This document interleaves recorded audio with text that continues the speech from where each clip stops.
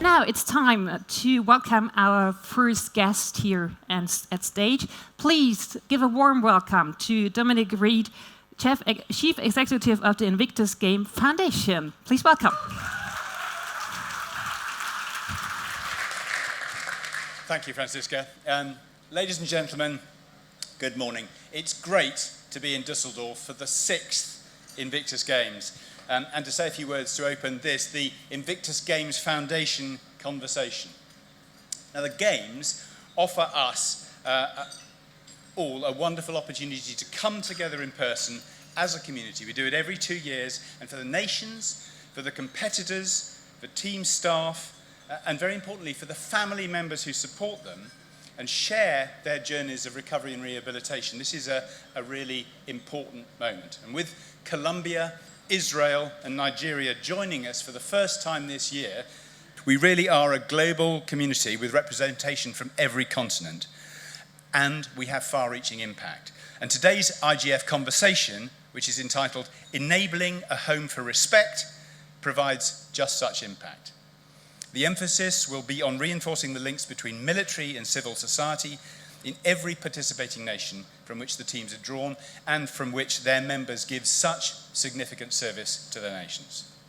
It will explore how we can all learn from each other and share best practice within this global community, as well as being a beacon for others to follow through the strength of the Invictus spirit. Now, the IGF Conversation is a very important part of what the Invictus Games Foundation does. And I'd like to thank Richard Smith, our COO, who has taken this from the germ of an idea to a really significant series of symposia that's growing in status and stature. So thank you very much, Richard.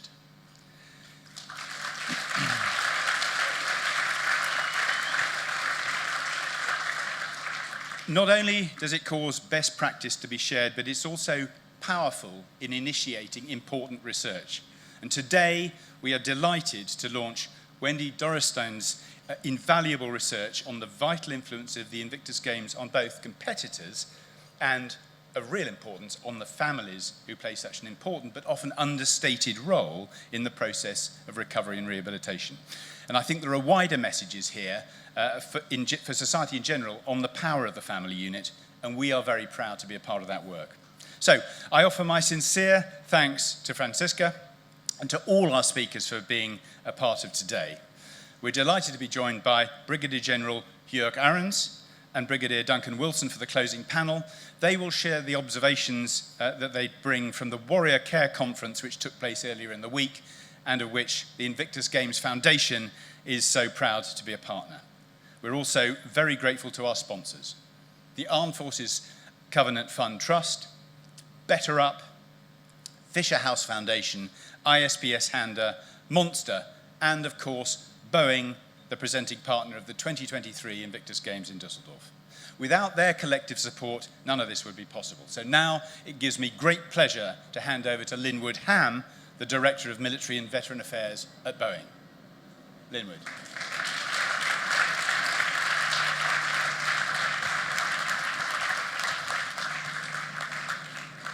Thank you, Dominic.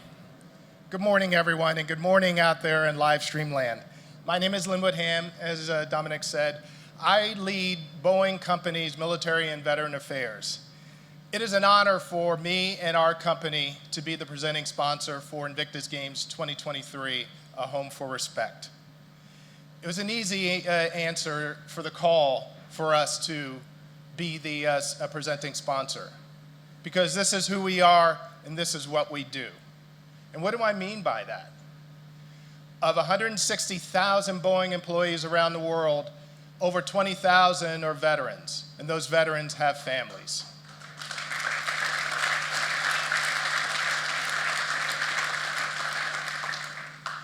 Those veterans we rely upon to be the guidepost for all the activities that we do as a company, and especially how we lift up and support the military and veteran community.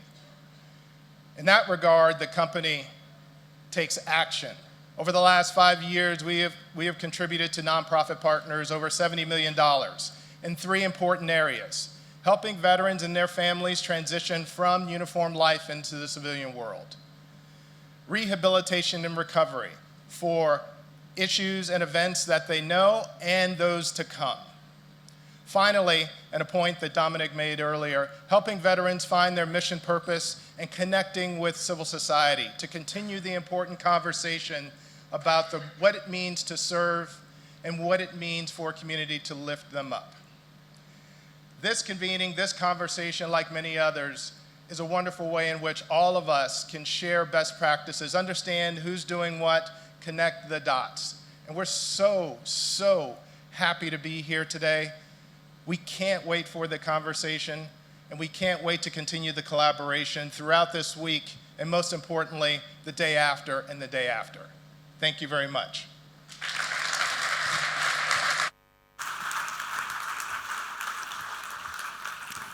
Thank you so much, Dominic and Linwood. And now we have a video message by Mr. Wolfgang Schäuble. He's the former president of, sorry for that, I'm a little nervous too.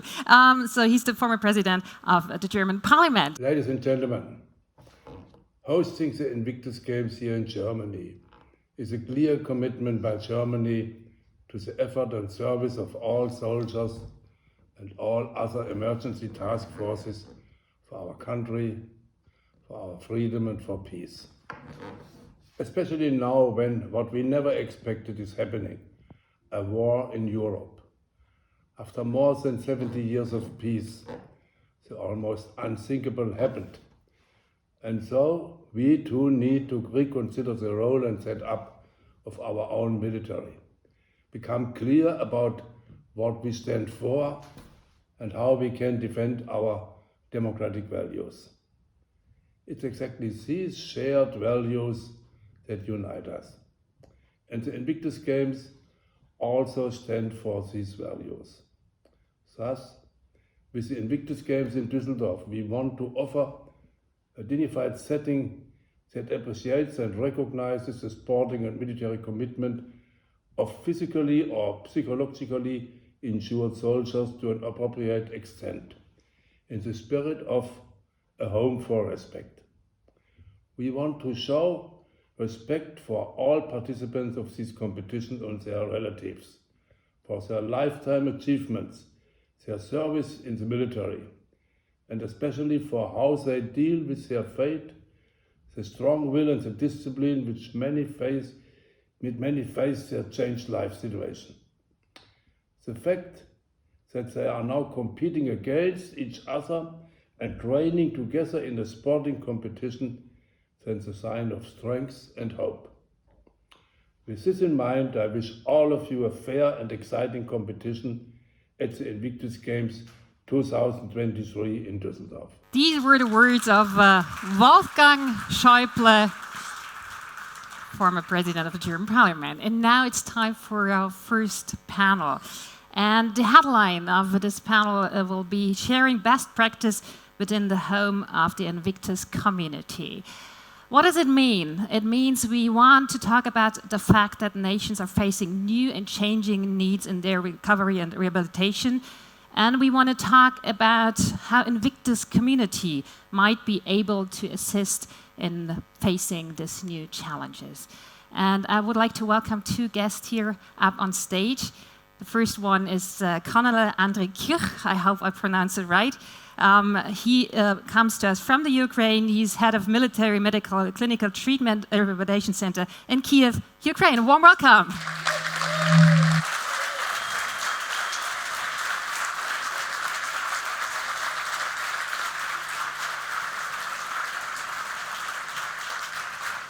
Good morning, ladies and gentlemen. It's a great pleasure to me to be here, to contribute to Ukraine in the great community of Invictus Games. Thank you. Take a seat.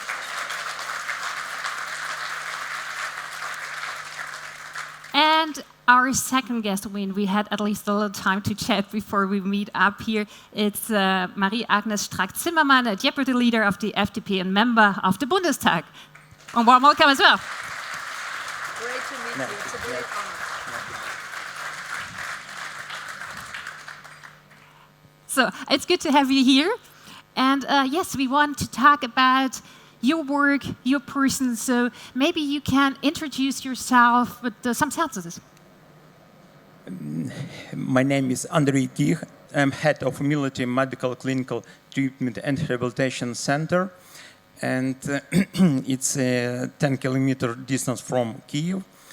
And the main goal of our center to provide medical care and rehabilitation for wounded, ill, or combat injury Ukrainian service member. Our center was tasked for get that service from 2014 when Russia aggression against Ukraine began. It was a great challenge for us, big challenge for us, because rehabilitation care methods used in that period was archaic and not supported by evidence-based approach. We inherited that model from Soviet time. But most of our wounded personnel was young, was enabled to undergo rehabilitation and otherwise employable. We should to take them opportunity to back service, to back in civilian active life. And we begin to concentrate on maximizing their physical and mental function. That is the reason of our job. And this is your main focus, what you've just been describing, to get them back into real life, but always to get them back in service? Of course, it's our main goal because it's young people. They strive to live. They want to live. They want to protect our country, and we make all the best for them. So, listening to Andrei, can you say some words about the way we handle the situation in Germany with our soldiers, with the army? Where is our focus? Fortunately, not the focus the Ukraine has, that obviously, but what's our focus in Germany?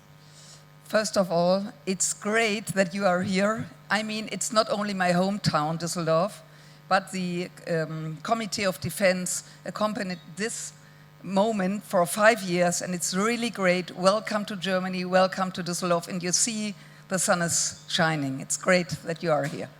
So, everybody was waiting for it, and now you know this, the moment when it starts. So, yes, it's very important for Germany, of course. And you could see how important it is that we are. For us, it's really important that if a soldier has problems, if a soldier is hurt, that we were looking for them. And even, it sounds a little bit strange, but even if we build weapons, we are looking, or tanks, for example, we are looking forward that the soldiers are really protected. This is the first thing to protect soldiers. But, that we live in Germany now for decades in peace, in the heart of Europe. And for people in Germany, this question, also this Invictus here, it's really, after the terrible attack from Russia to Ukraine, really changing mindset. And now we have a discussion in society. It's really good to explain people what could we do for soldiers in many questions, but also in heath. And I visited your country for the first time April last year, and I visited a hospital, and I saw young soldiers really hurt. It was very impressive, and I could see how doctors work in really terrible moments to help your soldiers. So it is the first thing to look for soldiers if something happens. You mentioned that taking care of them, looking after them, protect them is the one main focus in Germany. We have the situation now that you have to pay attention for recovering a lot. And my next question would be, how can sport help in such a situation? How can sport supporting quicker recovering than maybe without sport? Sport is a great part of rehabilitation care process because physical as well as sport exercises tools are widely used through all phases of rehabilitation care. Specialized training modes tailored to treat the injury, use it for our patient. For example, we cover post-acute rehabilitation care period. For example, in amputee patients, the period lasts from stump wool closing to the maximal level of function with prosthetics. And our physical therapists provide initial assessment for all patients and improve their function with utilizing general or special adaptive sport equipment and tools. For example, 20% of our patients who underwent all phases of rehabilitation care within our facility continue their service, and some of them perform combat tasks in operating zone.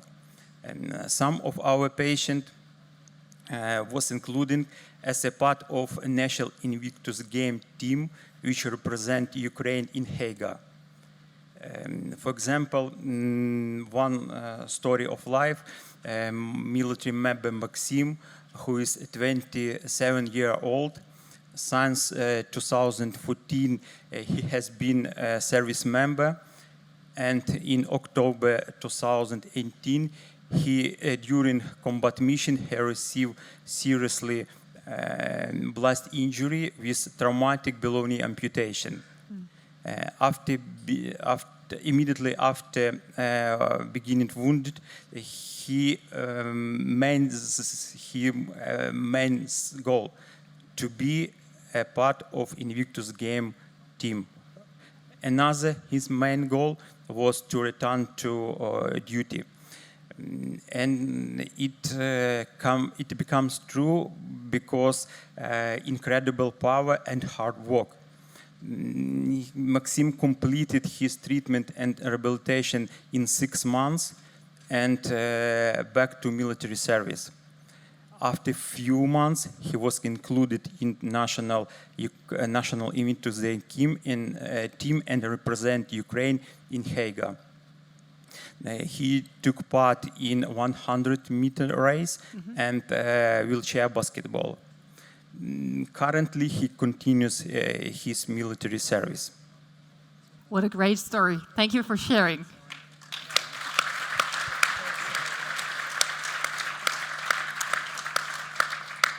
And later on, we're gonna listen to the family and friends story. Tisha's waiting over there, and these gonna be amazing stories too. And I learned from our conversation we had already the importance of families, of the community in terms of recovering. And how do you handle that in the Ukraine? How do you involve the families? Family play a very important role in the recovery process. Most of Ukraine defenders were active and motivated individuals before injury, but in one moment their life changed. Disability following limb amputation, brain, spinal cord injury makes block to routine professional or daily living activity. Understanding these profound changes lead our service member to deep psychological disorders. And early involvement family improve patient psychological adjustment. Family support veterans to overcome this condition, to motivate them to strive to live. Rehabilitation, recovery process is a long journey and sometimes painful. And family support our healthcare providers and motivate sometimes our patient to participate in rehabilitation care activities. And I learned there are 21 nations here taking part at the Invictus Games. And so, Ms. Track-Zimmermann, it's always good to maybe take a look to other countries where we can learn from, where we maybe can support them? And from your point of view, Germany, where can we learn from somebody and where can we support? I think and I tell you as a German member of parliament, we can learn a lot from other countries. It's a question of the relationship between society and soldiers. And so we started a program 1.5 years ago in cases where soldiers need how you told, their families. And if the doctors say it's very important in this case, then of course we paid for it so that families could support their member of army. This is very, very important, and we learned it from other countries. I'll tell the truth, this topic was not the first one in Germany, because I said to you that if you are living for 30, 40, after 1990, opening the wall, we live in a kind of paradise, and nobody really could imagine what happens now, even it's a second attack to Ukraine after 2014. So this question is now really the first one, to support soldiers with family. And if you compare it, for example, just one example, the Fisher houses. This is a great idea, not only to be there just in the moment, especially to be there for years, for decades. And so we could learn, and it's wonderful that everybody is here, and so maybe we could do it also. I mean, it's a political question, it's a question in society, but it's a good moment to start. And I tell you the truth, that this kind of Zeitenwende, we are talking in Germany, it's also a Zeitenwende for all soldiers. And I could only say thank you very much, everybody from the more than 20 countries being here, but also to be brave and to be, fight for freedom and peace. And Andrea, you of course learn from other countries, but you are supported by other countries as well. And you have recently a project going on where you work with other countries, with the US at this moment. Can you talk about, or can you tell about us? The evolution of our rehabilitation care was achieved by support US Army European Office of Sergeant Command, who embarked on a regular training visit to Military Medical Clinical Center in Irpin and in Lviv. The training team include physical medicine and rehabilitation specialists, physical therapists, occupational therapists, and other required professionals. Topic coverage to cover knowledge gaps identified by US trainers. The team conduct training, which includes scientific lecture, practical discussion, and trainer observed implementation of the skill by Ukraine providers.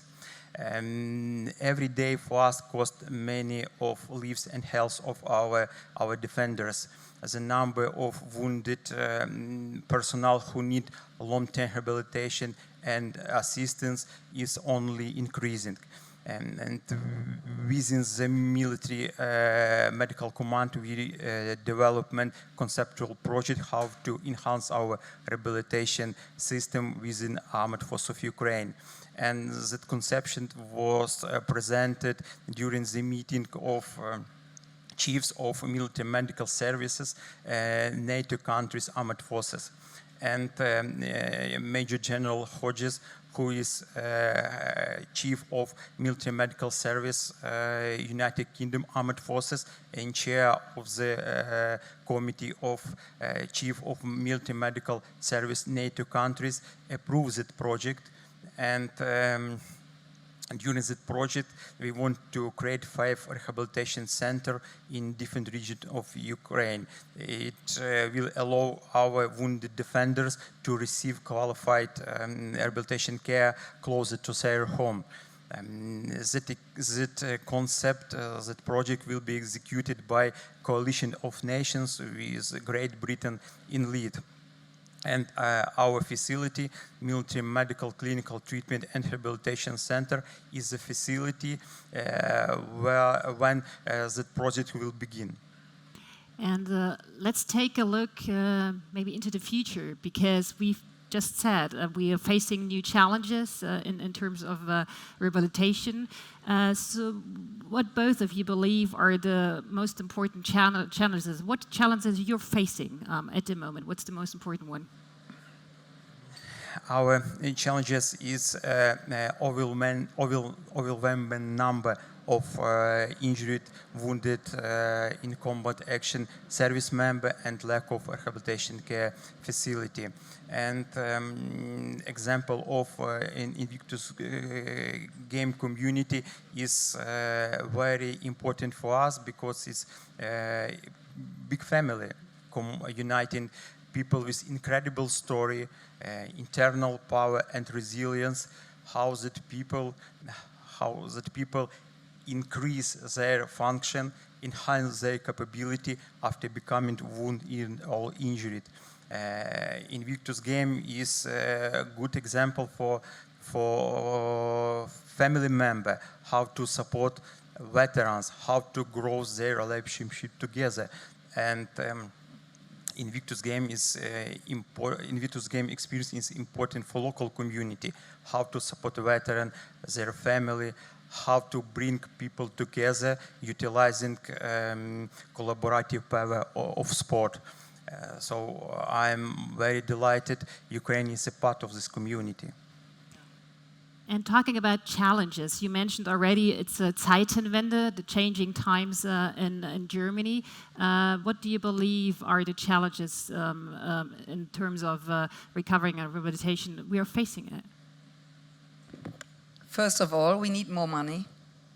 And the budget raised now very, I think, double if you compare it 10 years ago. But I think in Germany it's also a question of society to realize that world changed. And I think it's very, very important, not only in Europe, but to talk with friends about situation, to support other countries, and that they could support also Germany, that we are, yes, we are a huge family. And so we could learn, we could maybe show other, I think this would be the challenge for the next years, more than the next years. And for people who are, in her mind, close away from military questions, for them, for example, the Invictus in Germany, it's really, really important, because now we have the possibility to talk the situation, not only in questions of Ukraine, we are talking, of course, every day about it, in different ways, to talk with other countries, to see all the countries, and to have, yes, we change the mind in questions of military, and that people have to know that without strong armies, we couldn't live in peace and freedom. And there are many people, they have to learn it. So that's a very political answer, but I mean, it's a question. It's not surprising. Yeah, that's because they have to learn that, yes, the world changed in security questions, and this is really makes it different if you compare it with decades before. Coming back to the Invictus Games, you said already it's just great to be here, to talk with friends. I know it's not only a project for you, Mr. Zimmermann, it's, let's call it a heart project. By your heart, it's you somehow supported from the beginning the Invictus Games. So it's always really dangerous to ask somebody in a very open question, but so what are the Invictus Games for you, by your heart? By your heart, because it's I know it's not only a normal project for you. What are the No, it's not only a normal project, but yes, we started to think about when the Minister of Defense, Frau von der Leyen, she was in Australia and she came back and she said, wow, we have to look for it in Germany.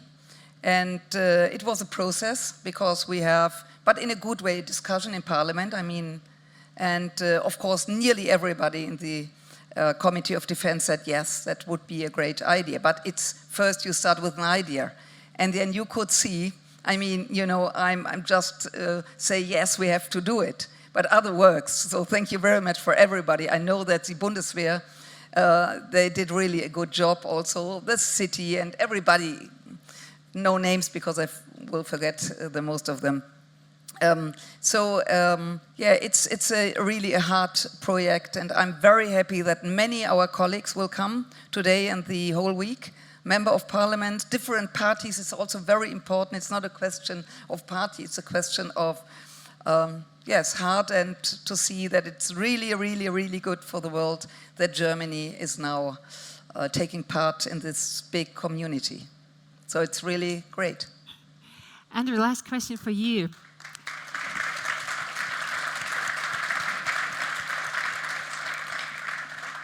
What are you most looking forward to now to the Invictus Games? Will you have a chance to watch the competitions? Will it be the conversations, meeting friends? What are you most looking forward to?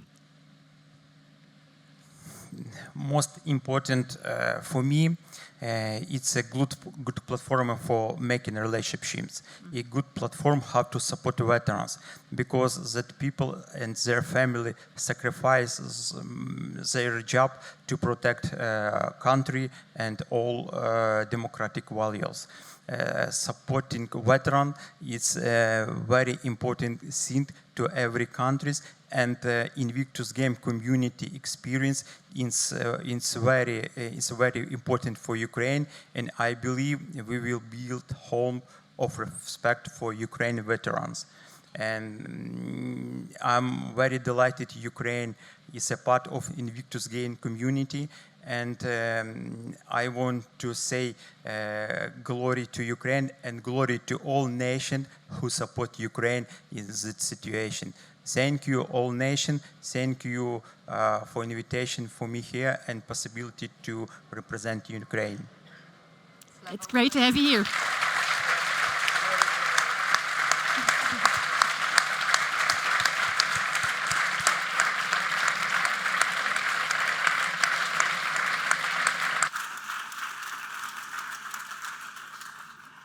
It was a pleasure to have you here on stage. Thank you so much for sharing your really, really specific and special experiences and stories with us. Have a good time here. Enjoy it, maybe even personally, not only being in the uniform all the time, but personally, just enjoy it as a person here being in Düsseldorf. Thank you so much. Thank you for joining me here on stage. And now relax and enjoy it. He did a great job.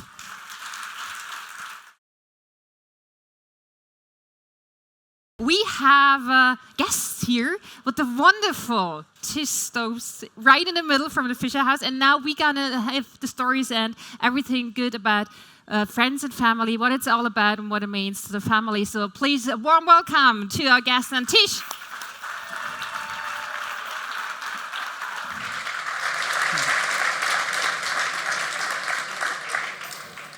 Thank you. We're going to start with a short video. What does recovery mean to you? For some, it means reclaiming your narrative, refining your approach, revolutionizing your mindset. It's a change that's not only physical, it's mental, emotional, social. The Invictus Games show that this growth is about more than what meets the eye. The spouse coordinating doctor's visits, the children celebrating milestones, the mother, father, fellow veteran, the friend. There's a community, near and far, surrounding our servicemen and women when they deploy, and long after they come home. Because healing does not happen alone. It takes a village, and is for the village.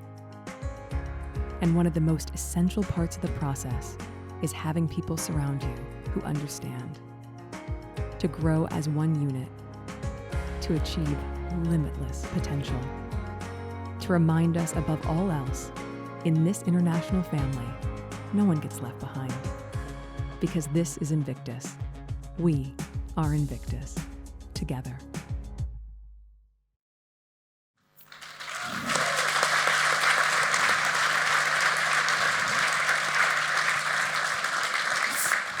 So I want to start by thanking the Duchess. She made her way to Fisher House to visit with a bunch of our families, and she gets families.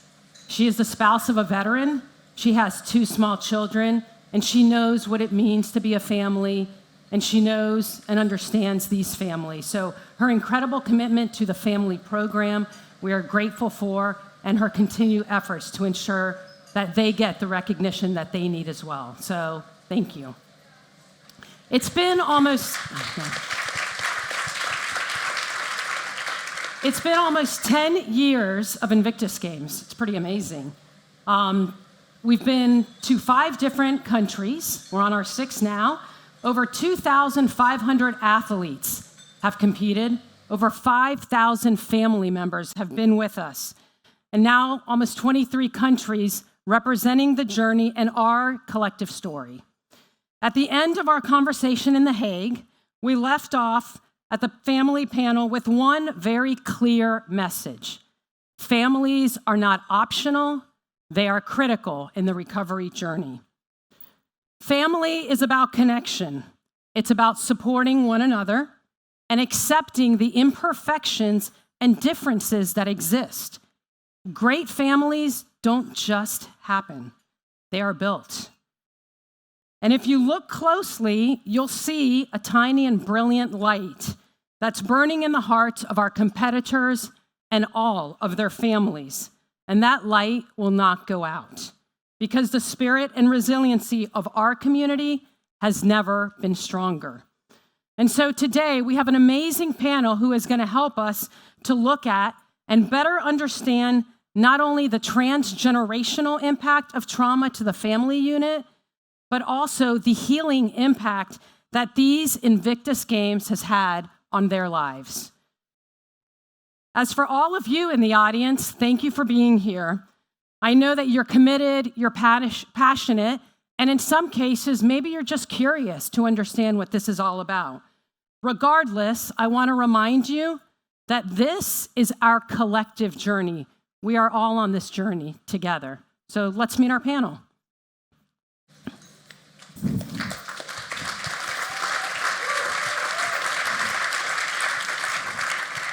So from Germany, I want to introduce the Hus family. We have Evelyn, Stefan, and Max. And sitting on the side, we also have Amelie. She's here too. So.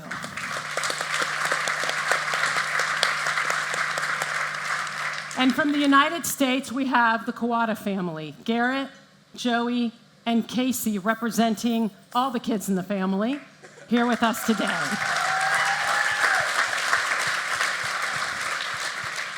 And to really help us delve a little bit deeper into the recently published study, Rekindling the Power of Purpose, Voices from the Invictus Family, we have the amazing Commander Wendy Dorsteren, head of the Human Factors Research Group.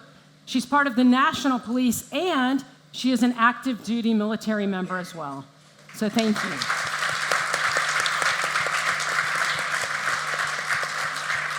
So I'll say it from myself and from everybody here, we are incredibly grateful for your participation, for being here, for allowing yourselves to be transparent and vulnerable and courageous to share your stories. So thank you, and let's get started. So we're going to start with the Hus family and Stefan. Why don't you tell us a little bit about yourself, your family, and how you came to be here? Yes, first I would like to say thank you to having us here and to have the opportunity to speak to all of us. I served 2 times in Afghanistan in 2007 and 2013. After my last deployment, I said to myself, if I have a problem with the family after my mission, I will look for some help. And after the last mission, I came home and I was not the same person before I go through Afghanistan. And I don't think that, I'm good, because I saw something inside of me, but I don't know exactly what it was. And I walked to the doctor and said in 2014, sorry, but I need help because my son, as an example, was not my son. It was more like a thing. So when I have to change his pampers, I got some flashbacks and I was back in Afghanistan.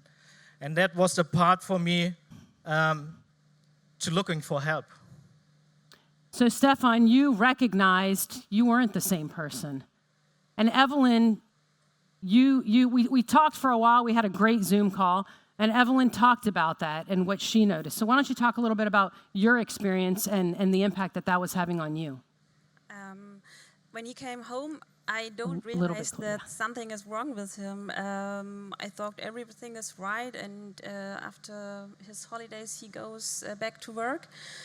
And after 1 week of work, he stayed at home, and I asked him, "You don't want to go to work?" And he said, "No, it's something wrong with me, and I have to stay at home now."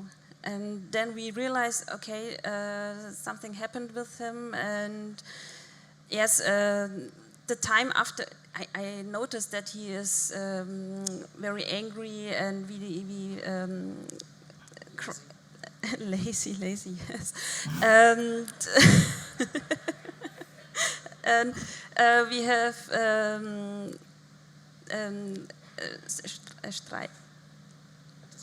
discussions, often discussions. Before he go to Afghanistan, we don't discuss a lot. But I thought, okay, we have to come together after the deployment. But I'm really proud of him that he gone the way to the doctor and said, okay, there is something wrong with me and I need help. So one of the things that we see oftentimes, we have the service member, and we can see the impact on them. But oftentimes families are forgotten. They're obviously an incredible impact on the family, Evelyn, and at the time Max was very young. And while he was a little baby, probably didn't even realize as much what Stefan was going through. But that transgenerational impact that Wendy, you've talked about also in that study. That's something that we found in our research as well. That's something that we were not looking for because our primary question was what is the healing effect of the Invictus Games, but especially in the interviews. Something we discovered that what we call transgenerational trauma, that if you don't deal with your own traumas, if you don't face what we call the demon in its mouth, and you don't process your traumas, you're going to give it to the next generation, whether you like that or not. And that's something that we all have to face and have to deal with. So I think you're incredibly brave. And I know that I'm from a military family and my husband is a firefighter. And I know that there's a stigma talking about our mental health. But I think it's incredibly brave talking about I'm not okay. It takes more courage to say that you're not okay and facing your demons and fighting them than staying in a closet and hiding it. So, yeah, and it's amazing to use science to help you guys out. So your journey, several years, you're on this journey. We know that Stefan wants to get better. And one of the amazing things that he hasn't said yet is to talk about sport. And I'll say it, your first journeys with Invictus Games were in Toronto, went on to Sydney to be the German team captain. And here at these games, you are one of two or one of three Invictus Games ambassadors. So an incredible journey, but for a reason. You don't stick around with something unless it means something, unless it does something, it feeds your soul. And so, Evelyn, talk about the sport aspect of it, because you said something amazing in our conversation when we were talking that really struck me. You said, the family program at Invictus Games, I found my community. We hugged each other. We didn't have to talk, but we understood each other. So talk to us more about that. Before the Invictus Games, we have a family weekend at the sports school in Warndorf. And this was the first time, this was in 2017. 2013 he was injured, and 2017 we have the first family weekend, and this was the first time I have the chance to talk to other people, to other families, to other wives who has men at home with PTSD. And I recognized he is not such unfair. I don't know how to explain. He's because he cannot do out his skin. Because he's sleeping all the day and he don't come with us. We go out and playing with the kids, and he stays at home alone and don't want to go with us.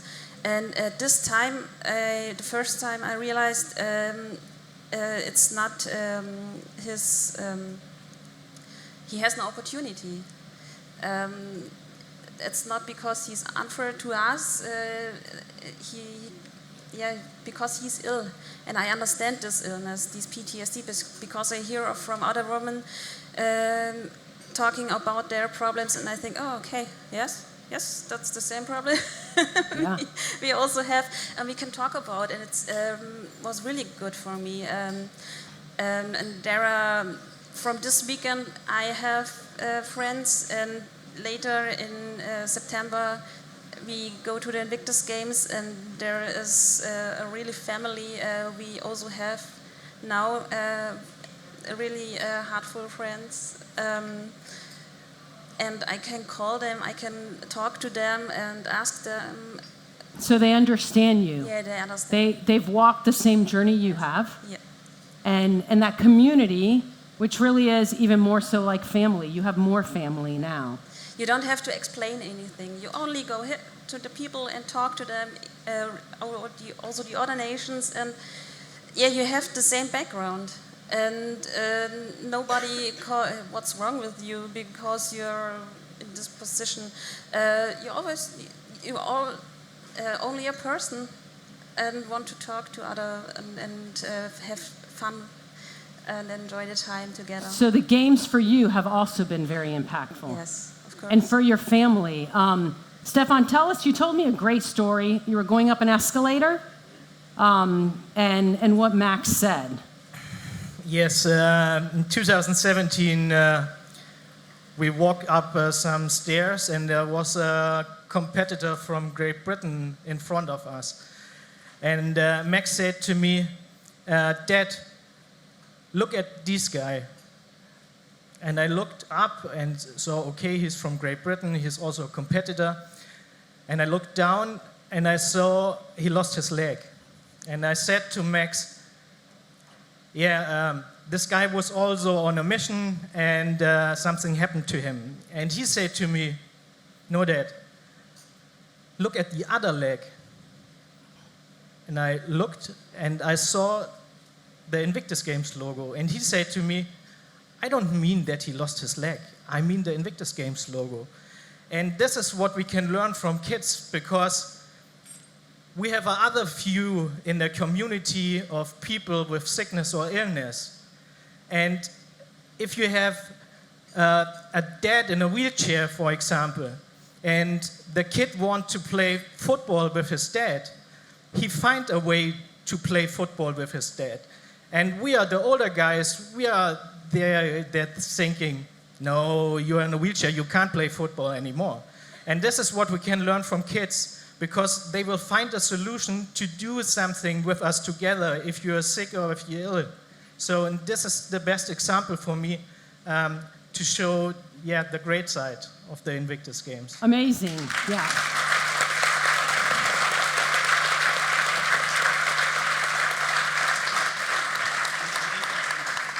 So we see that these games, in Wendy's research that she did, which is amazing, and we actually have copies for the first time. It's being released today.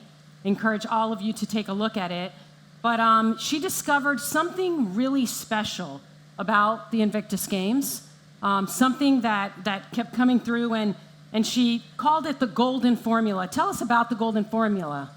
So how we approach research, just in short, is we used a lot of surveys to try to quantify the amount of healing or the extent of healing on an 8 scale. So your physical healing, your mental healing, your reintegration in society. But that's only one part of the story. Actually, it's not a story. It's just the statistics. We also held more than 50 interviews, and we did an analysis of it.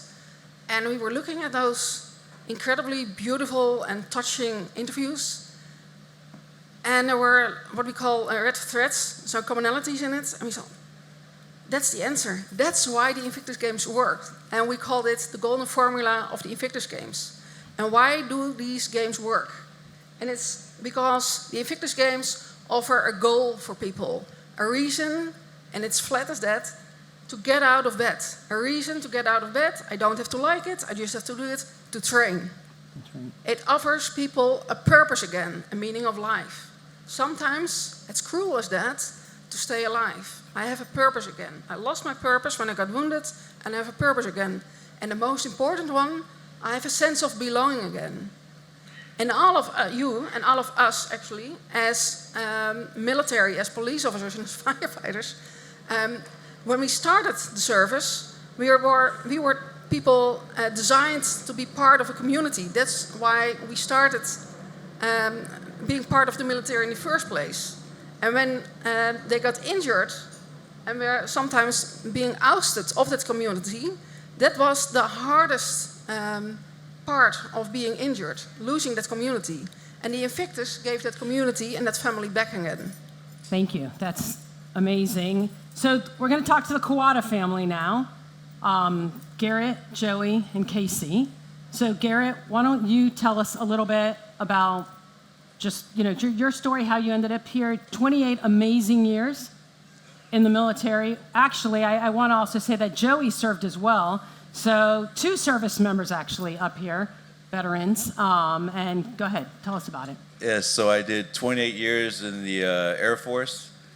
26 was overseas. I spent one assignment, my last assignment, in the continental United States for 2 years, and I fought that, kicking and screaming. I wanted to either stay overseas or get back home to Hawaii, because I had been, the last 3 assignments was separated from my family.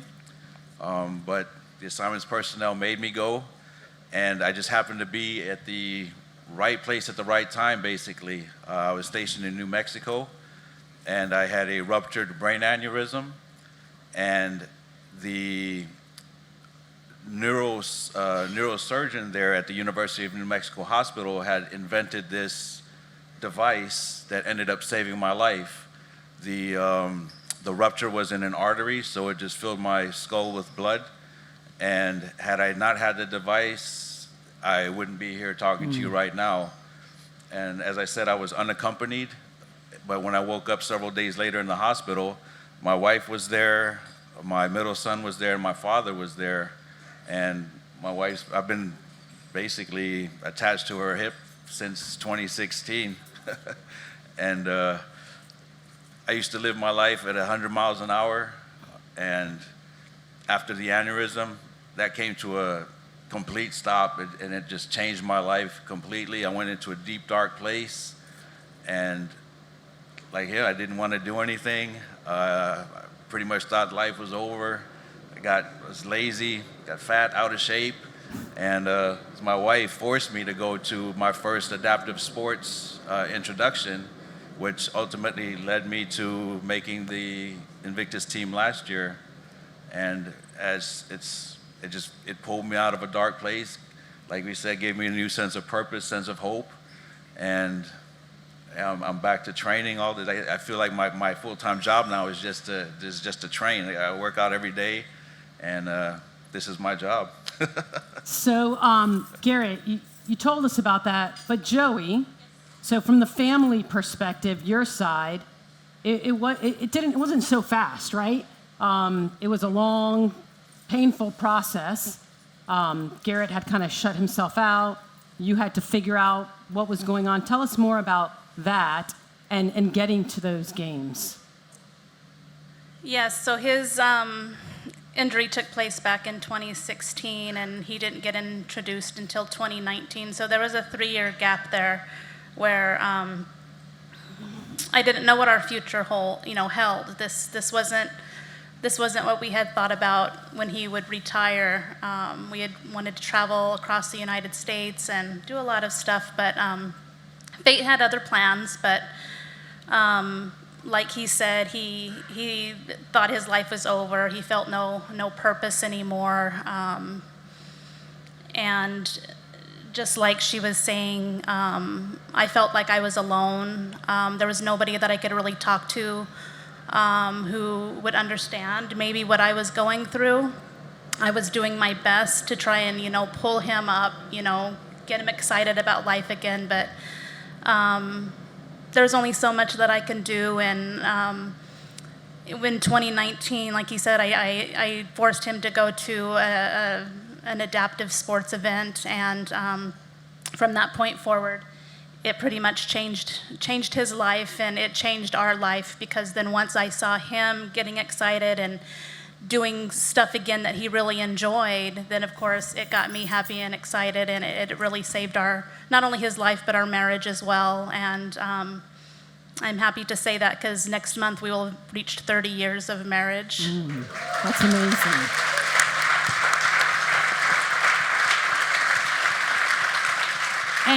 And one of the really neat things, I think, exciting during COVID, for you, not that COVID wasn't very exciting, however, what did you discover, and this is amazing. Families have the choice and to find a way to get involved with what their loved one is doing, what that service member veteran is doing. So COVID, pretty boring time, hanging out. What happened? Here, Garrett is doing these sports. He loves it. Well, just a little background. The way we met was through sport. We played volleyball together and basketball when we were stationed at our first assignment together. And so, like Tish was saying, I would always come to his competitions and watch him, and wheelchair basketball was always fascinating. And so one day, I just decided to give it a go myself. I got in a basketball chair with him at one of his practices, and I've been playing alongside him ever since.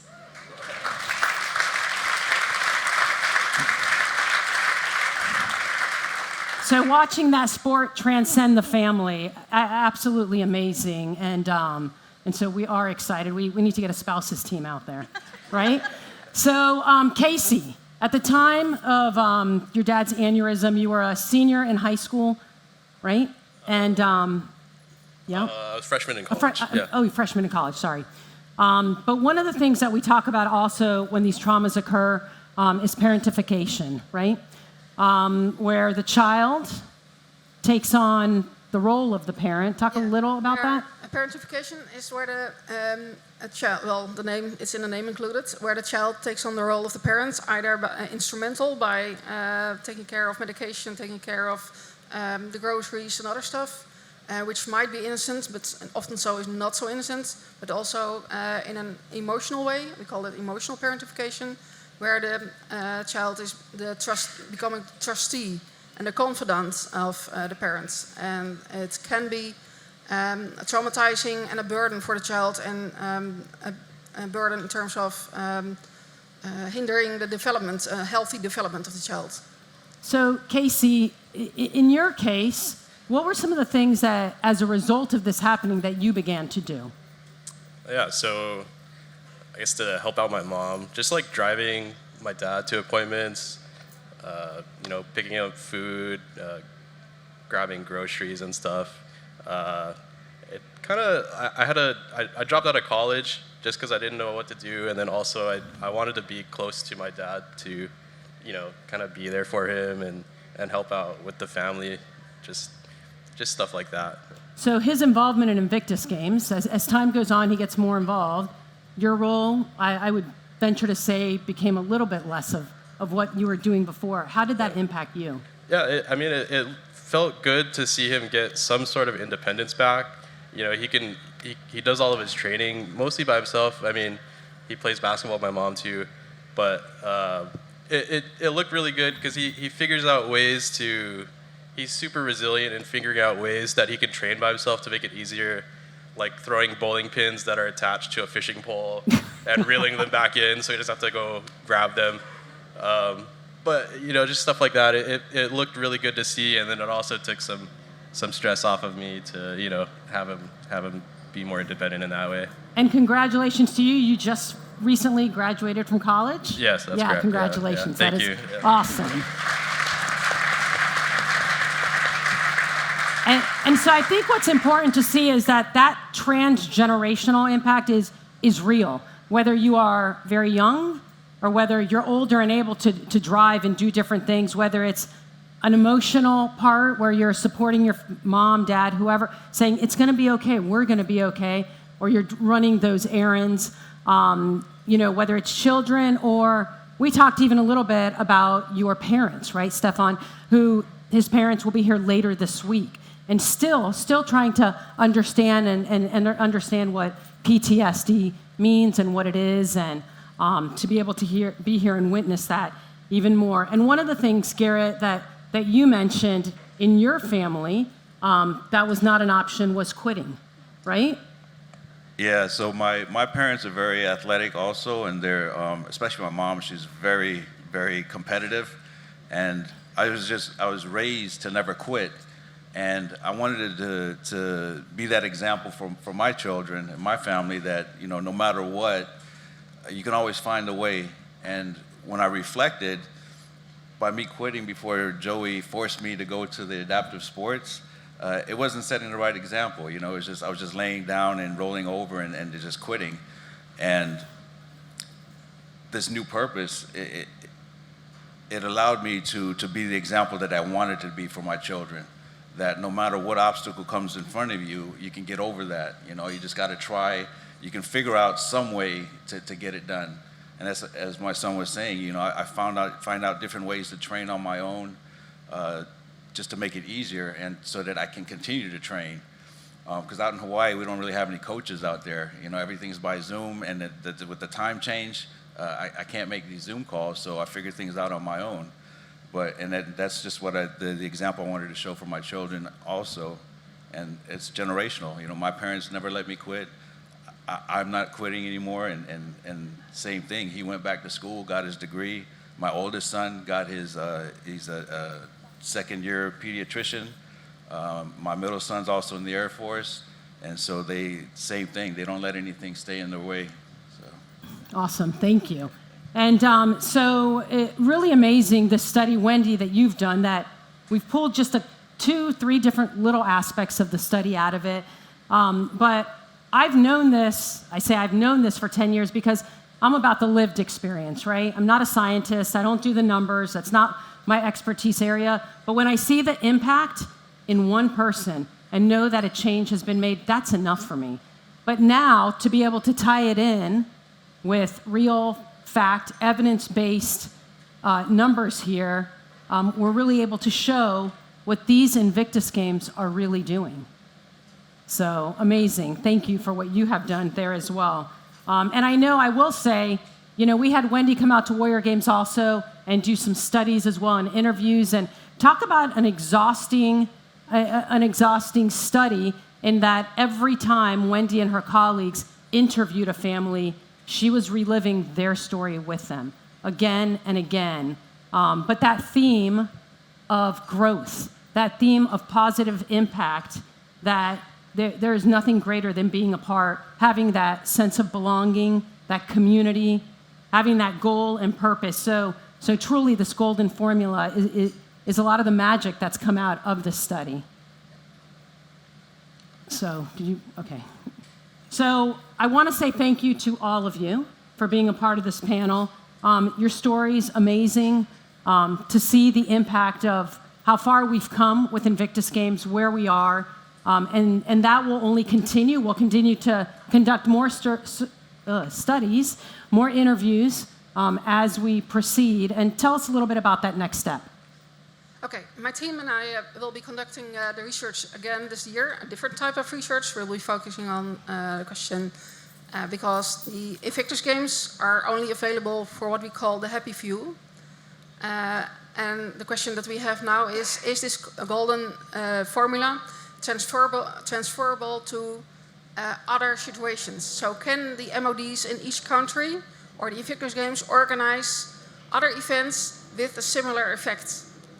Because there are so many veterans, so many wounded and injured soldiers that need this kind of help, who need a purpose, a goal, and a community again. So if you see us, we are fairly recognizable in our orange shirts. Please feel free to reach out, and we're happy to talk to you and to listen. Thanks, and I would venture to say, good job. And I would venture to say that when these games began, Prince Harry did not start these games to do it alone because he thought he could do it. It was about a greater community. It is about all of us. So as you sit here today, I challenge each and every one of you to not just be someone in the audience watching, but to decide how you are going to make an impact, how you will look out for that next person who needs to be brought into these games. What's amazing is that these competitors, they get 2 opportunities to be at the Invictus Games. It's not something that they get to do forever, because there are many, many more. So as you go home and look around, find that next person that you can help. Look to identify that person that you think would benefit from these games and help to bring them along and be part of that solution with us. Thank you. Thank all of you for being here. Your stories are amazing. And thank you for letting us be part of your journey. All right. Thank you so much for staying with us. Otherwise, you would have missed some incredible 2 ladies waiting there for us. And now we heard such amazing and emotional stories about the families, what it means to the families. But of course, we heard already that it's not only about physical injuries, but about mental health as well. And this is the part we're going to talk about now, the role of sport in fostering mental well-being. And therefore, I'm really happy to have you here. And I'd like to introduce Steph Reed, former Paralympic long jumper and sprinter, and Rachel Kerrigan, a former IG 2016 competitor and motivational speaker. It's great to have you here. Thanks for joining me here. Warm welcome.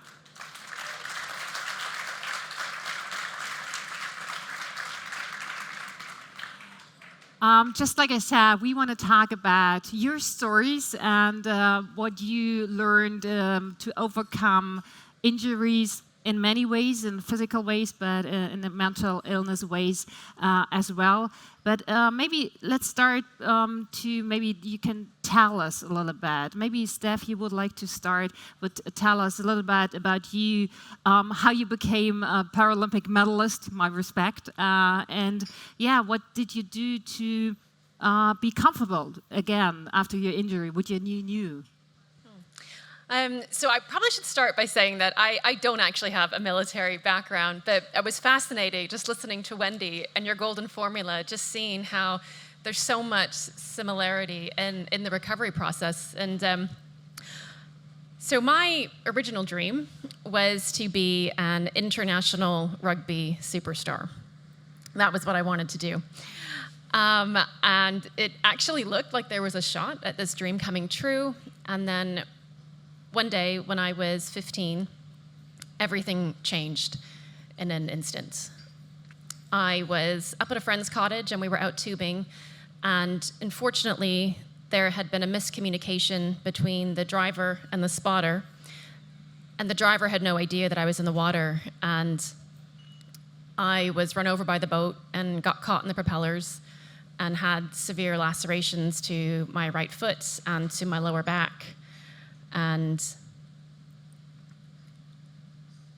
I mean, it was devastating. It's devastating for anybody, but it was just that moment of everything I thought my life was going to be is now gone.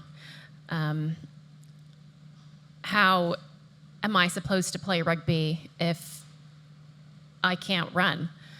And I was angry. I was so thankful to still be alive, but this was not the life that I wanted. And I did not want to spend the rest of my life sitting on the sideline watching everybody else fulfill their dream. And it was really two things, I think. I mean, there's a lot of things, but there were really two defining moments in my journey to recovery. And the first one was Nurse Claudette. I know there's lots of practitioners here and lots of people that work in various parts of the recovery journey.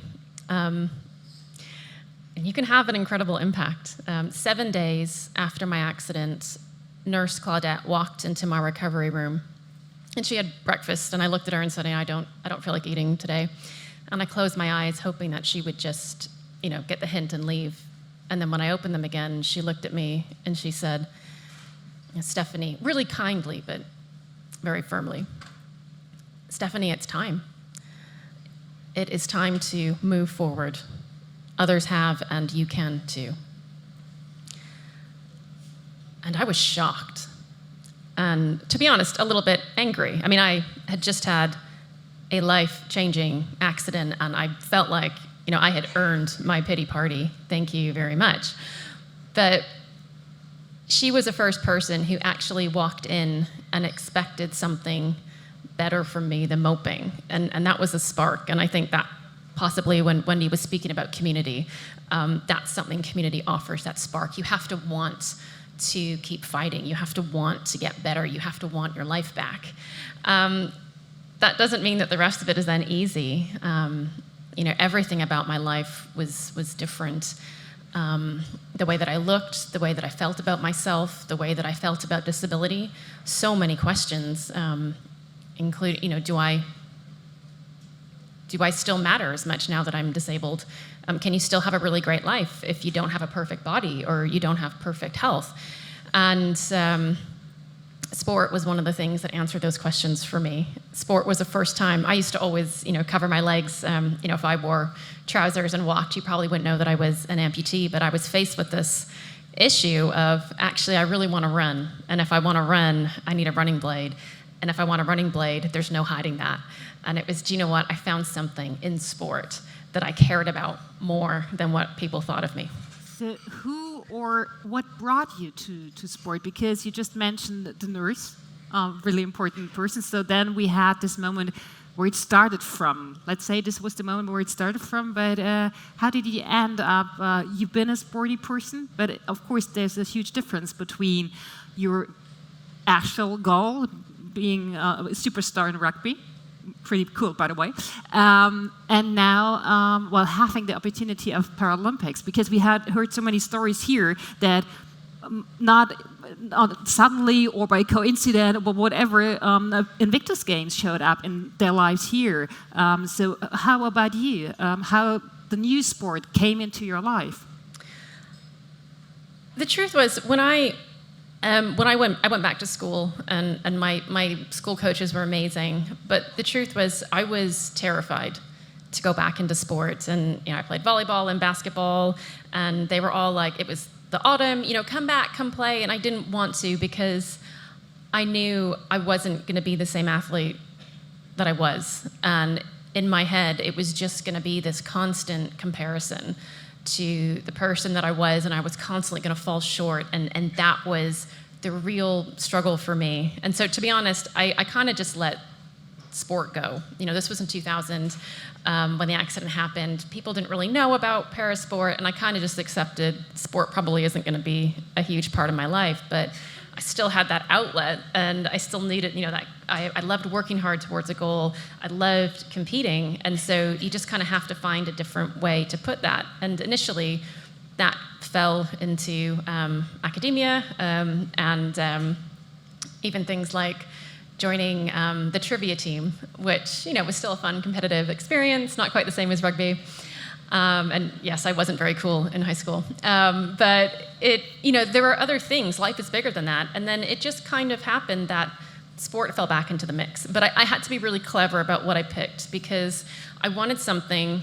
I always did team sports, and I went from this super confident athlete to someone who questioned whether or not they even belonged on the field, and I didn't want to feel like I was holding anybody back. And so actually athletics and sprinting was perfect because it was down to me. I went and I trained, and I could train with people or without, and if I lost, then I didn't feel like I was holding one back. If I won, then it was a great celebration. But I think picking the right sport and the right environment is so important. And to be honest, things just kind of progressed. And then this opportunity to compete internationally, and then the Olympics, and it was just kind of a step-by-step process.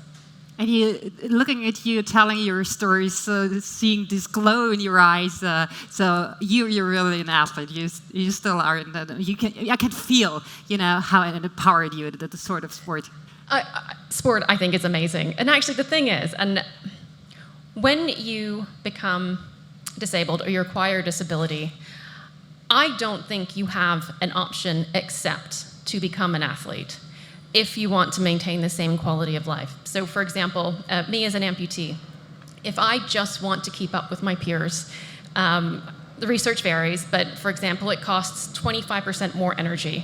Just the feat of somebody learning how to walk with an artificial leg, figuring out the new balance points, that is an athletic feat in itself. My husband, he was in an accident when he was younger, and he uses a wheelchair. And he's also a wheelchair racer, and he's very strong. And forget the part about competing. The difference in his life means that he can transfer into a car independently. And so I am of the belief it doesn't matter where you were in life before the accident, you have to become an athlete. It always helps, not only in terms of competing. Thank you so much, Rachel. Steph just told us about this moment when it happened, the accident. You had to recover from mental health problems. They ended up that you had to experience strokes.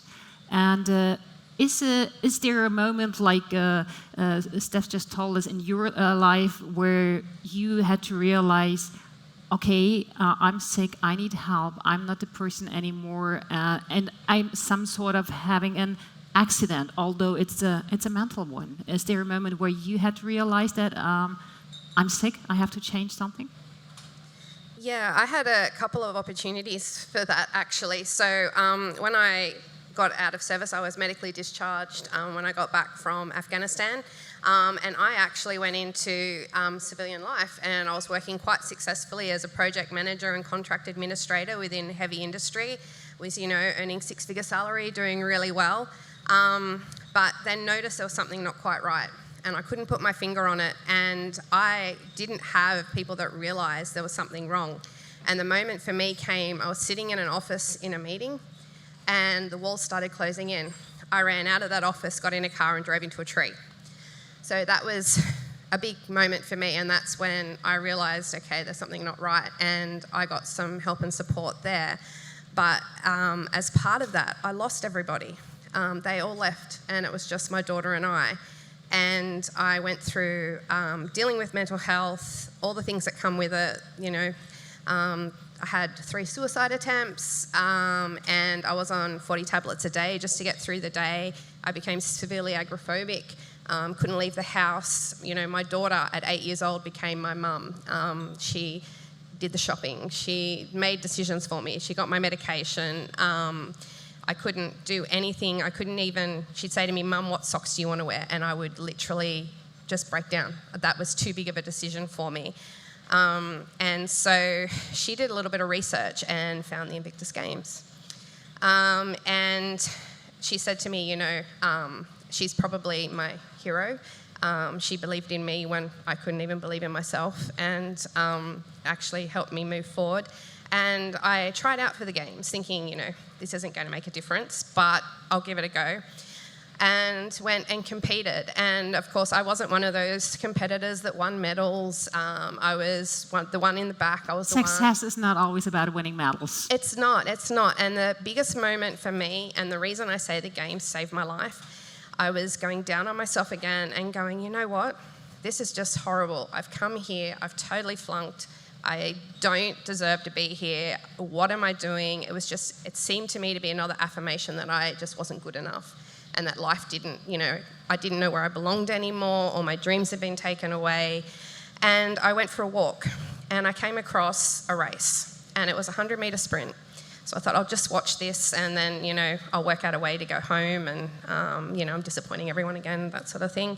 And I watched this race, and the competitors started and off they went, and, the race was over, and there was this competitor. They were talking about him, and he was a double amputee. He'd just got his blades, and he was still struggling along the course. Everyone stopped after they finished, went back and ran with him. And the cheers and the way he was celebrated and the look he had when he crossed that line, he'd won. And that's when I had this realisation. I looked back and I went, a couple of months ago, I couldn't even walk out to the clothesline because I was afraid of the world. I had a stroke and was told I'd never walk again. I was told that, I'd never get off my medication. I was told all these things, and yet here I am. I'm coming off my medication. I just competed in this arena full of people that was, just take a step back and realise that you've actually won. Right in this moment, you've won.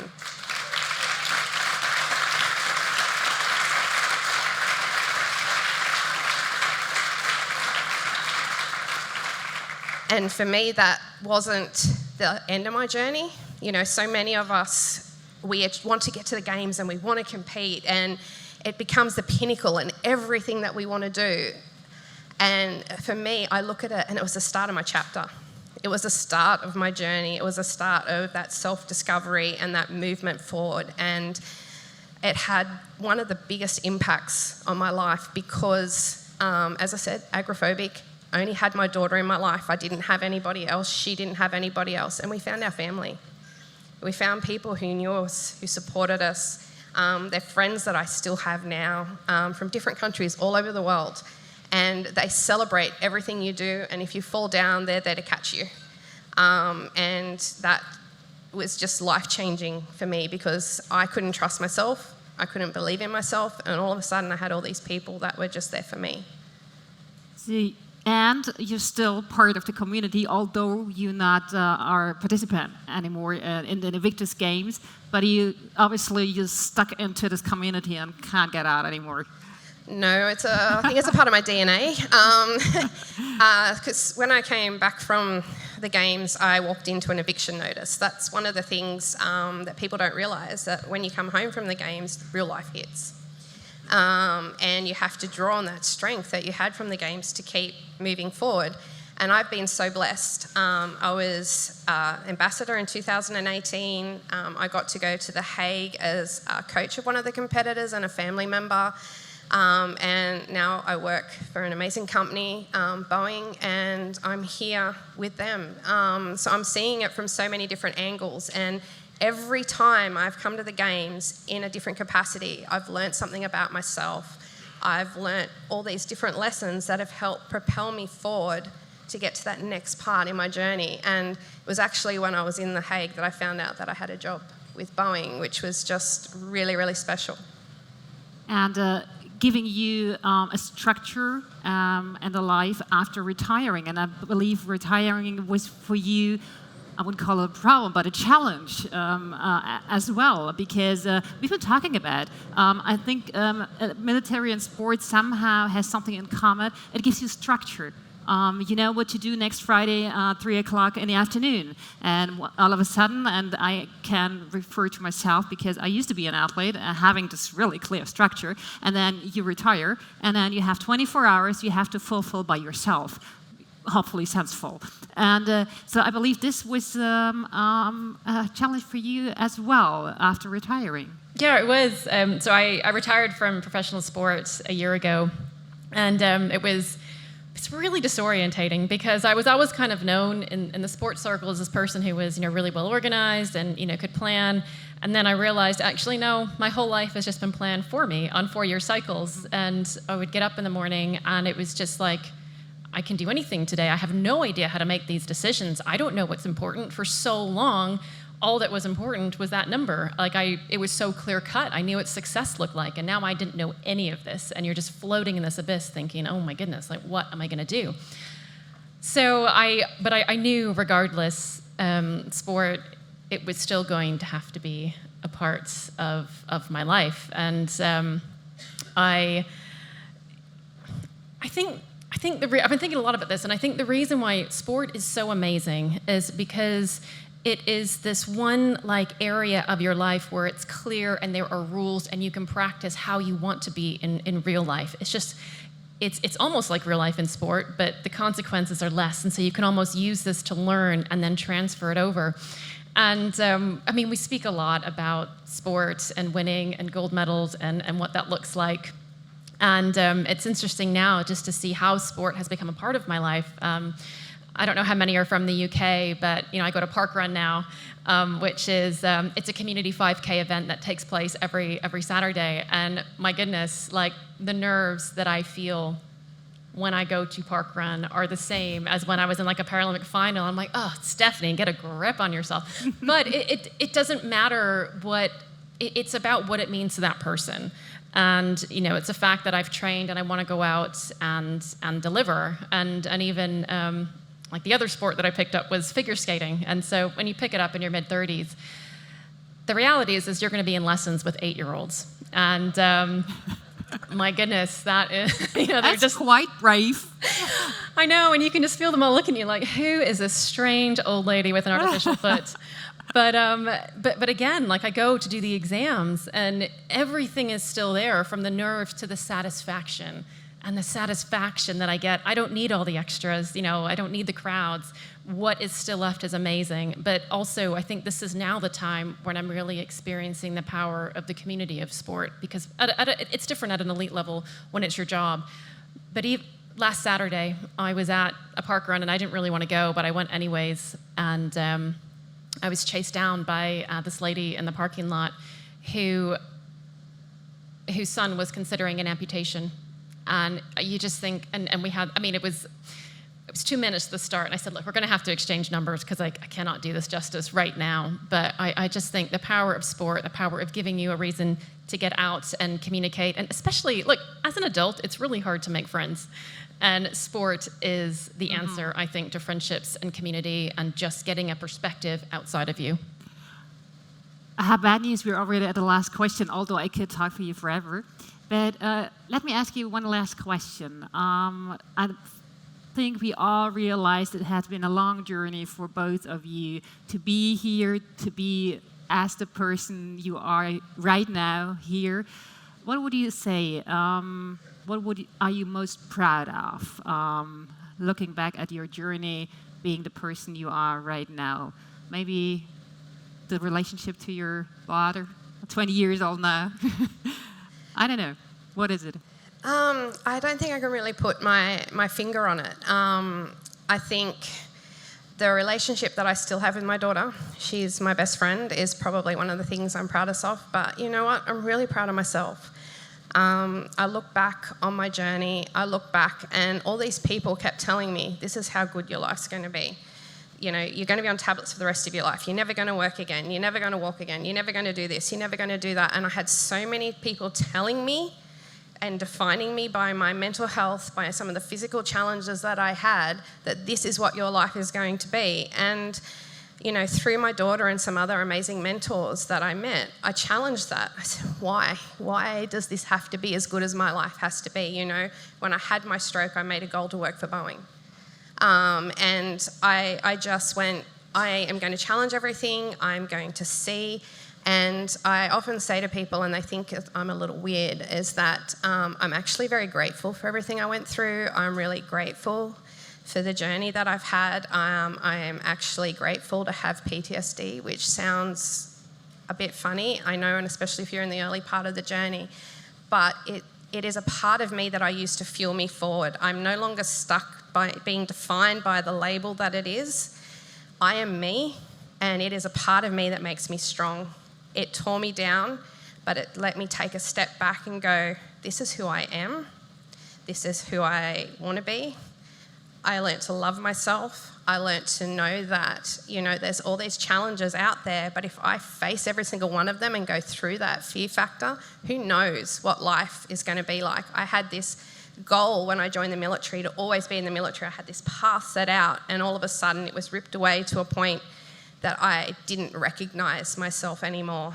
And I look back on that and I'm so grateful that I had that juncture, because my life has been more fulfilled. I have a better sense of who I am. I've had so many amazing opportunities because I learnt to take that risk on myself. And, you know, I don't want to sound like I'm, you know, this self-loving person going, I love myself. But you do learn to appreciate who you are, and you learn to use those challenges to fuel you. That's what I got out of sport.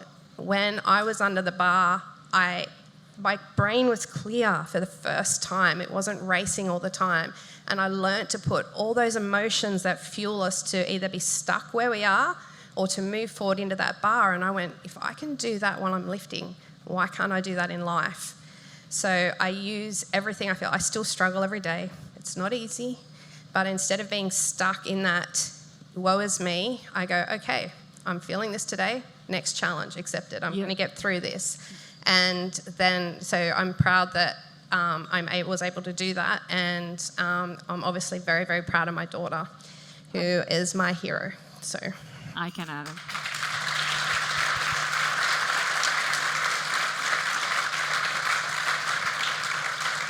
These has been such great words until the end of our conversation here. Thank you so much. Like I said, I could talk for you forever. Maybe we can have a chat afterwards, after we have this panel here finished. Thank you so much for sharing, for your honesty, and for your stories. They're really incredible. And have fun. Have fun now at the Invictus Games. Enjoy every moment. Hopefully I'll see you later on, and we're gonna keep going chatting. Thank you so much.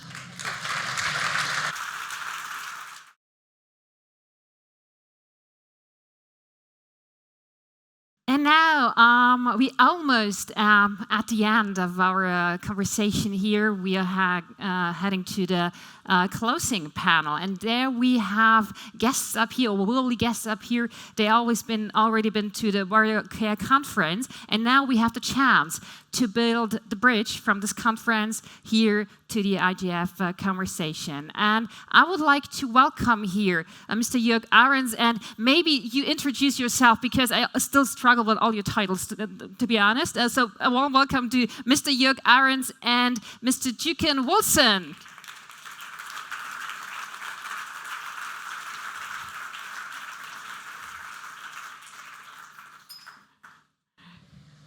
And please let us know, like I just said, you've been to the conferences, you've been joining them. But what do you see, what the topics are there and here, and where the bridge is? And maybe, because I'm struggling because of all your titles, maybe you just tell the people all your titles, who you are, and what are your teams from the conferences to here?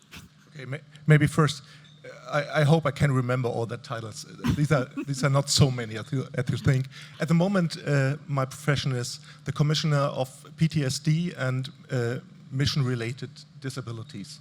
So very simple, like an influencer who advises the leading and who is addressable by the wounded people. So what you brought us from the conferences? What topics? Okay, traditionally, First, let me say, it was a great honor and a pleasure for me and my team to prepare and to hold this year Warrior Care Conference. This conference is traditionally the scientific opening of the Invictus Games, and there is indeed an interesting parallel between scientific research and sports. I'm convinced that it is the competition that moves the progress. And that was our goal for this year. On the one hand, building a bridge between scientific research and the Invictus Games, and on the other hand, make a real progress in therapy and rehabilitation. Beneath the traditional medical themes like well-known surgery and psychiatry. Our focus this year was on the social and financial care for wounded and injured service personnel. Breaking down barriers, the way back to life was the title of the Warrior Care Conference my team had chosen. It stands for the special and still existing challenges on the path to rehabilitation and reintegration of our disabled soldiers. I think all of the more than 200 participants did a wonderful job. For the results and our intended way ahead and hoped way ahead, I would like to hand over to my British comrade, General Duncan Wilson. Jörg, thank you very much. I think for the purposes of this morning, I'll say I'm just the International Chair of Warrior Care in the 21st century. This is the third time now that we've run a Warrior Care conference in conjunction with the Invictus Games, as well as a virtual conference from The Hague a year or two ago. And all of these, as Jörg says, bring together the clinical and the scientific community that support recovery to discuss current themes. As has already been said, the theme of the 2023 conference, Breaking Down Barriers, the Way Back to Life, really captures the focus of what the conference was about this year. Looking at the factors beyond just the restoration of physical and mental health of the individual that play such an important part in recovery. And I think we've already heard so much about those today. For the first time, the conference included workshops exploring international approaches to social and financial care and to the importance of spiritual care as part of an interdisciplinary approach to rehabilitation, reintegration and recovery, including discussions around the concept of moral injury. But perhaps most importantly, in the context of this conversation this morning and the Invictus Games, Warrior Care explored in depth the role of family and friends, the impact of the whole rehabilitation and recovery pathway on family members, and particularly on this occasion, children, and the responsibility we all have for providing the necessary support to families. Also acknowledge that this is about the whole of society. We know there is a responsibility, and this starts often with the medical and allied health professionals who are involved in care. The major output from the conference will be a Düsseldorf declaration. We'll like a bit of alliteration on the role of partnership and children in rehabilitation, and this will be taken as a start point. It will be developed across the multiple nations and carried forward into the 2025 Warrior Care Conference that we are already committed to delivering in Vancouver, Canada. I would like to thank the IGF once again for bringing Warrior Care and the Warrior Care Conference into the IGF Conversation and for the contribution made to the conference by the IGF. Thank you. Thank you for your reflections. And now I would like to ask Mr. Alfred Marstaller to join us on stage. It was not very clear if you're going to make it, so I'm happy you find the time for us. So please take a seat, and of course we are really curious. What are your reflections on the conference, but also at the conversation we had right now, the IGF conversation? First of all, I would like to mention that I'm very thankful for all the competitors and their families sitting here and presenting their story. We are very proud of you. Thank you very much for doing this.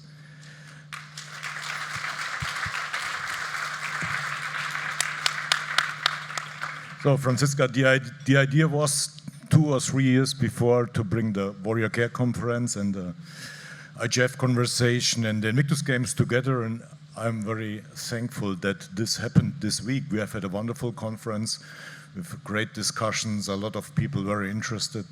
We have great stories here during the conversation, and now everybody should be well prepared to join the Invictus Games, which will start this evening. So I am very proud what happened today and the week before.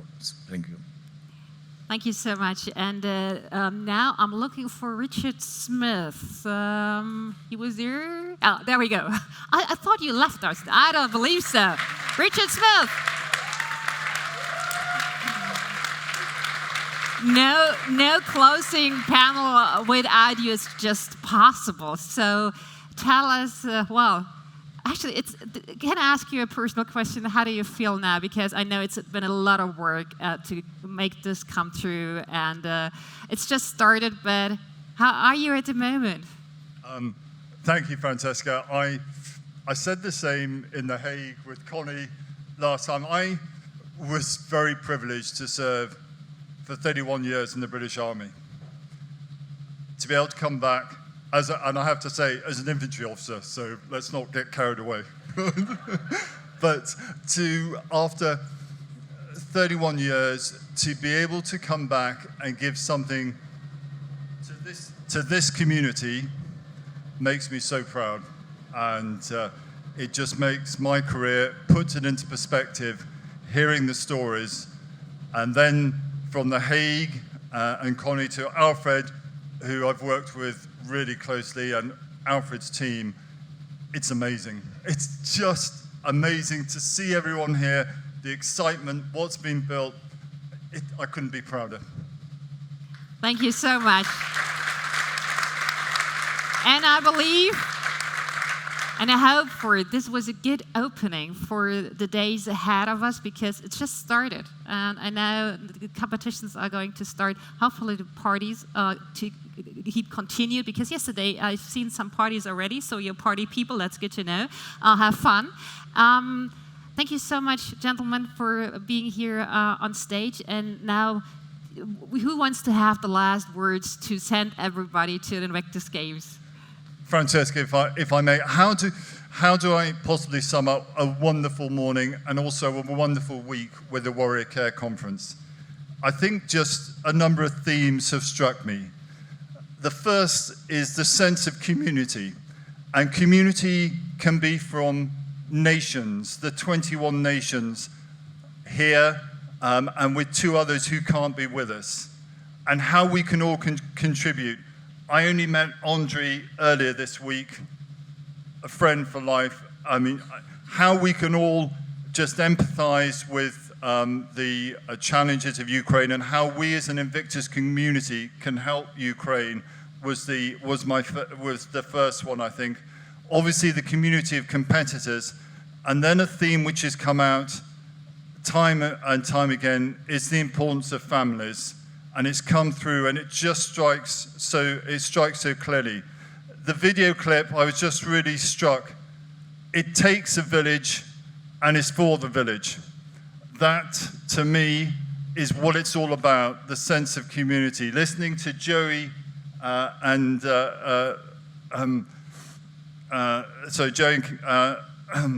and Evelyn, just we know about the competitors and the wounded, injured and sick servicemen and women, but what the partners do and how they support, and also the challenges for them is just amazing.